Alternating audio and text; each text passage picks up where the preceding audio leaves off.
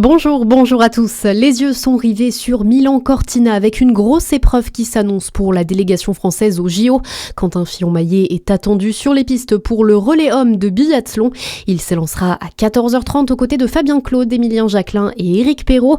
Une possible médaille pour le Jurassien qui a déjà remporté, on le rappelle, la médaille d'or au sprint la semaine dernière. Mais avant, les hockeyeurs français sont attendus sur la glace dans 10 minutes. Ils jouent leur place en quart de finale contre l'Allemagne. Notez également que les franc-comtois Laurent Multhaler, Marco Ennis et Maël Tirode s'élanceront à 13h45 pour la deuxième épreuve du combiné nordique en ski de fond. L'actualité, c'est aussi les suites de l'agression de 2 supporters normands à Dijon. Le DFCO va convoquer les Lingon Boys après les violences survenues vendredi soir en marge du match face à Caen.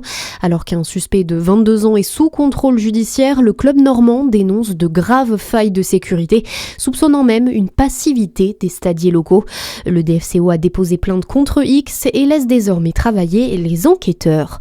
Autre dossier, cette fois chez les passionnés de 2 CV, plusieurs propriétaires, notamment dans le Jura et en Saône-et-Loire, affirment avoir été escroqués par des revendeurs de pièces basés dans l'Allier.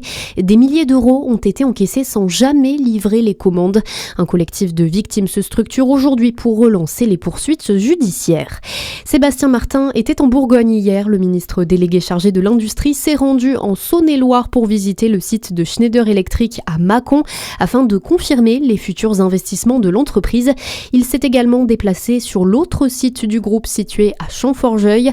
Écoutez Sébastien Martin, il était au micro de Charlie Chevasson. Je pense que c'était une belle reconnaissance que, étant en Saône-et-Loire, l'année en plus des 190 ans de Schneider, de la fondation de Schneider au Creusot, eh bien, cette histoire se poursuit ici à Champforgeuil et dans une production industrielle d'excellence. C'est des sites industriels comme ceux-là qui participent à l'électrification en France, mais aussi dans le monde entier.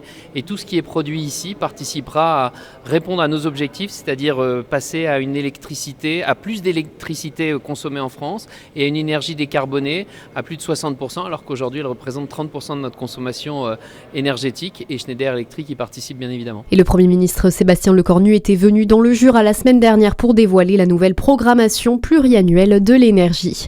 Dans votre actualité également, Anne-Claire Legendre pourrait remplacer Jack Lang à l'Institut du monde arabe à Paris.